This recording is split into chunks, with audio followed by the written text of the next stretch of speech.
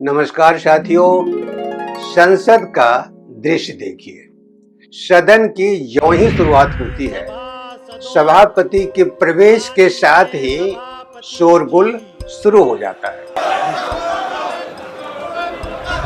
सभापति जगदम्बिका पाल कुर्सी पर आसीन हुए और संसदीय कार्य मंत्री किरण रिजिजू को 377 के अधीन बोलने के लिए पार्लियामेंट्री अफेयर मिनिस्टर किरण रिजिजू के बोलने का अंदाज आज निराला था। उन्होंने पहले सूचना दी कि गृह मंत्री सदन आएंगे और सभी प्रश्नों का जवाब देंगे। मैं बहुत साफ शब्दों से सरकार की ओर से कहना चाहता हूं, सरकार पूरा छात्र का मामले को लेकर के चर्चा के लिए तैयार है और पूरा जवाब देने के लिए तैयार है।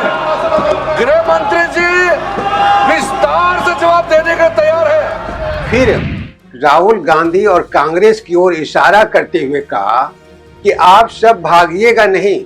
इसके बाद अतिरिक्त जोर देकर कहा कि गृह मंत्री को आपको सुनना ही पड़ेगा। मैं अनुरोध करता हूं कांग्रेस पार्टी और इनको कि गृह मंत्री जी का जवाब के समय डरना नहीं है, भागना नहीं है, पूरा सुनना पड़ेगा। उन्होंने कुछ ऐसा दृश्य उपस्थित किया कि जैसे संसद एक जंगल है और सांसद छोटे छोटे जानवर हैं। 15 दिनों के बाद जब गृह मंत्री सदन आएंगे तो वे भूख से छटपटाए शेर होंगे और विपक्षी सांसदों को निगल जाएंगे। संसदीय कार्य मंत्री के ऐसे बयान परस्पर अविश्वासी पैदा करते हैं। संसदीय कार्य मंत्री का आखिर काम क्या है? सामान्य तौर से उनका काम है संसद को सुचारू ढंग से चलाने में मदद करना। जहां पक्ष विपक्ष में गतिरोध है उसे दूर कर संवाद के लायक वातावरण में लगा दिए। राहुल गांधी को जब आशंका हुई कि गृह मंत्री सदन में आ सकते हैं तो कांग्रेस अध्यक्ष मल्लिकार्जुन खड़गे के साथ त्वरित प्रेस सम्मेलन किया।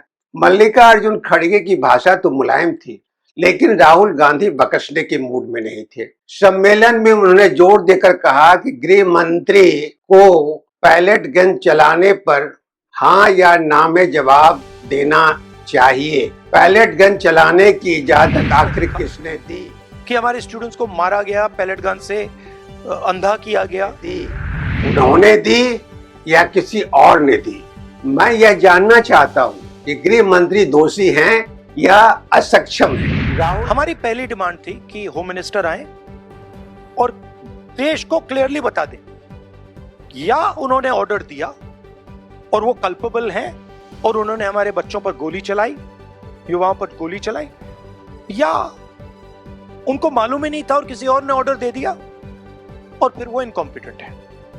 और हमारा कहना था कि इस पर उनको स्टेटमेंट देनी चाहिए और हम उनका इस्तीफा मांग रहे हैं। राहुल गांधी यही नहीं रुके, उन्होंने गृह मंत्री के बारे में कहा कि उनमें करेज नहीं है, साहस नहीं है। Amit Shah does not have the courage, guts नहीं है उसमें कि वो पार्लियामेंट में आके हमारे सामने खड़ा हो जाए। 15 दिन उन्होंने ये दिखाया है और ना नरेंद्र मोदी जी में गट्स है ना अमित शाह जी में गट्स है। उनका जो गुब्बारा था ना वो फूट चुका है, लोग उसकी रिपेयरिंग कर रहे हैं, लेकिन अब यह संभव नहीं है। उन्होंने भी चुनौती पेश की कि गृह मंत्री सदन में हम लोगों का सामना नहीं कर सकते। उनकी क्या ओपिनियन है किसी को कोई इंटरेस्ट नहीं है उसमें। हम ये जानना चाहते हैं कि गोली किसने चलवाई और अगर इन्होंने नहीं चलवाई तो होम मिनिस्ट्री ने किसने चलवाई और कल्पेबिलिटी है या इनकॉम्पिटेंस है, ये हम समझना चाहते हैं। तो ये हमारी पोजीशन शुरुआत से थी। From day one it has been our position, our position is not changed.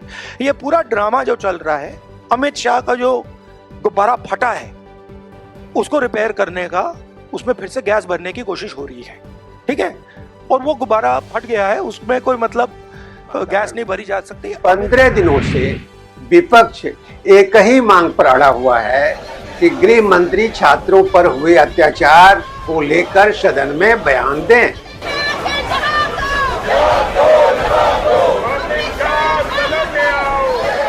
संसदीय कार्य मंत्री क्या यह संदेशा गृह मंत्री के पास नहीं पहुंचा सकते थे और उनसे यह आग्रह नहीं कर सकते थे कि आपका सदन में जाना बहुत जरूरी है।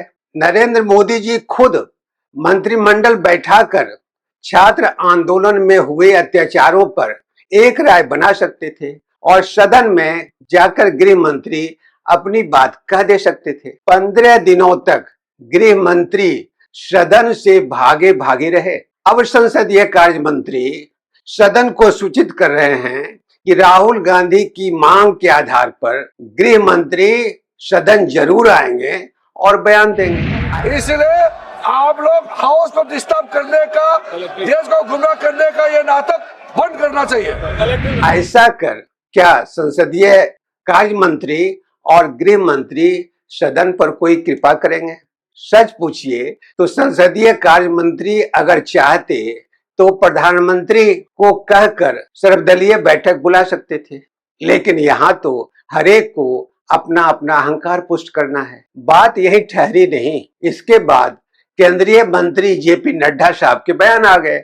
उन्होंने भी गृह मंत्री के सदन में आने की बात कही और राहुल गांधी को सदन में आने की चुनौती दे दी।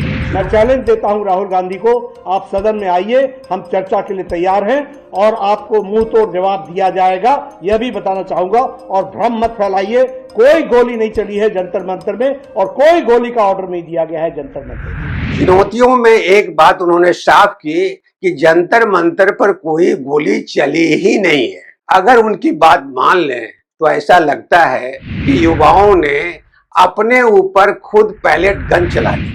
झूठ फरेब की कोई सीमा होती है, लेकिन नड्डा जी तो उस पर भी छलांग लगा दी। दाल दोनों तरफ से ठोकी जा रही है। लेकिन एक बात हर भारतीय को कचोटती है कि इतना कुछ होने के बाद भी गृह मंत्री संसद भवन में आते हैं, सदन में नहीं आते। एक निर्धन मुल्क में सदन के हर दिन के आयोजन में लाखों का वारा न्यारा होता है। हर दिन विपक्षी सांसदों का एक ही काम है, बैनर लगाना और फिर नारे लगाते हुए संसद परिसर में घूमना। गृह मंत्री विपक्षी सरकारों को गिराने और संसद सदस्य को तोड़ने फोड़ने में माहिर हैं।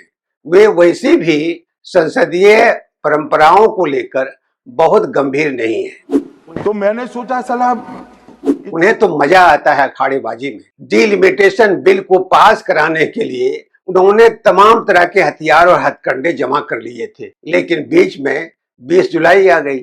अयोध्या के राम मंदिर में हुई चंदा चोरी भी कम दुखदाई नहीं थी। अंदर खाने में यह खबरें दौड़ रही हैं कि प्रधानमंत्री नरेंद्र मोदी, गृह मंत्री अमित शाह और मोहन भागवत के बीच खटपट चल रही है। पूरे प्रकरण में गृह मंत्री के सपनों को कम से कम जरूर धक्का पहुंचा है।